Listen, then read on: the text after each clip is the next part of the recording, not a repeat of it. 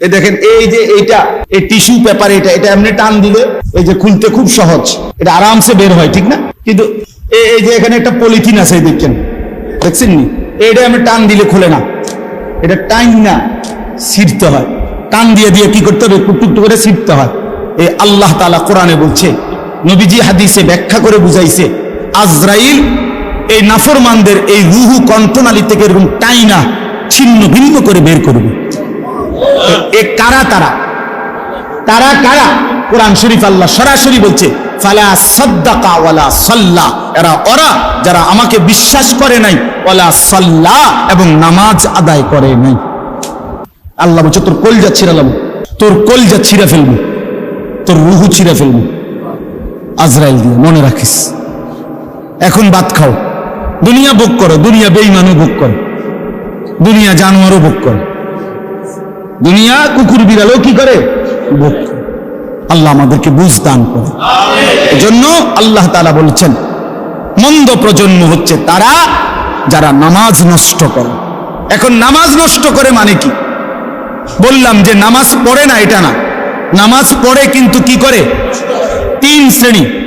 এক, যে ব্যক্তি নামাজকে সব সময় বিলম্ব করে, সব সময় ইউআখিরুনাস সালাহ, নামাজকে সব সময় তাখির করে, সব সময় দেরিতে নামাজ পড়ে, দেরিতে অভ্যস্ত, নামাজের ওয়াক্তের একেবারে লাস্ট মাথায় নিয়া, একেবারে বেড়াত লাগাইয়া,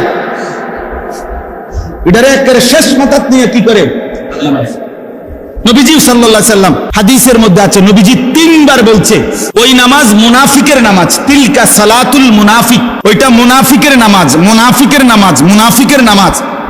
আসরের নামাজের উদাহরণ দিতে গিয়ে বলছে নবী যে ইয়ারকুবু হাত্তা তাগরুবা শামস, অর্থাৎ সে অপেক্ষা করে, আসরের নামাজ পড়ে না, সূর্য ডুবার কাছাকাছি হয়ে যায়। আর সূর্য ডুবার সময় নবীজি বলছেন, হাত্তা কানাত বাইনা কারনাই শাইতান, শয়তানের দুইটা সিংহের মাঝখানে সূর্য চলে আসে ডুবার সময়। এই সময় দাঁড়িয়ে কামা ফানাক্কারা আরবাআন, দাঁড়িয়ে 4 রাকাত আসরের নামাজ যেন 4টা ঠক্কর মারে। 1 থেকে 1.5 মিনিটের ভিতরে 4 রাকাত নামাজ পড়ে ফেলছে লাস্ট টাইমে। রাসূল বলছে এটা মুনাফিকের নামাজ, মুনাফিকের নামাজ, মুনাফিকের নামাজ।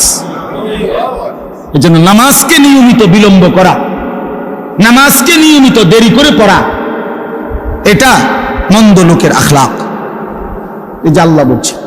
2, নামাজ নষ্ট করা, এটার দ্বিতীয় হলো নামাজের ফরজ ওয়াজিব, সুন্নাত মুস্তাহাব, আহকাম শরায়েত, নামাজের যে মৌলিক নিয়ম কানুন যেগুলো নামাজের মধ্যে ফরজ ওয়াজিব, এগুলো যথোপযুক্তভাবে যে আদায় করে না, সে নামাজকে নষ্ট করে।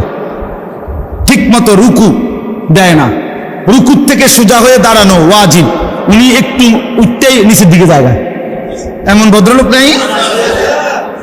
সেজদা দিয়া বৈশা 2 সেজদার মাঝখানে বসা স্থির হয়ে ওয়াজিব, এনে বেড়া মাথায় একটু আলগি দিয়ে আরেকটা মারে, সেজদা 2টা ফটফট করে মারা দিছে। হ্যাঁ, কিতা কাকু, কিতা কাম, কিতা বাইরে কি এত তাড়াহুড়া করেন কেন? বাইরে যাইয়া সাদওয়ানে বইন ছাড়া আর কামটা কি? মসজিদে এত তাড়াহুড়া করেন কেন? আপনি এরকম 2টা সেজদা দিয়ে এলেন কেন? মাঝখানে স্থির হয়ে বসা কি ওয়াজিব। তাহলে এরকম ওয়াজিব ছুটে যায়, ফরজ ছুটে যায়, নামাজের এরকম যে ছুটে যায়, সে নামাজকে কি করে? আল্লাহর কসম বিশ্বাস করেন, তাফসীরের মধ্যে আছে, হযরতে হুযায়ফা রাদিয়াল্লাহু তাআলা আনহু, নবীজির একজন বিখ্যাত সাহাবী, উনি একদিন দেখছেন একজন লোককে, সে ওনার সামনে নামাজ পড়ছে, তার রুকু সেজদা সে ঠিকমতো আদায় করে নাই। উনি তাকে ডাক দিছে, তাফসীরে আছে মাআরিফুল কোরআনে, আপনি এখন দেখেন। তো উনি তাকে ডেকে বলছে, তুমি যে এখন নামাজ পড়লা, এমন নামাজ আজ কতদিন ধরে পড়ো?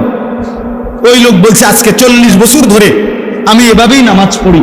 উনি বলছে, আল্লাহর কসম, গত 40 বছরে তুমি কোনো নামাজ আদায় করো নাই। কি কঠিন ব্যাপার, কি কঠিন ব্যাপার।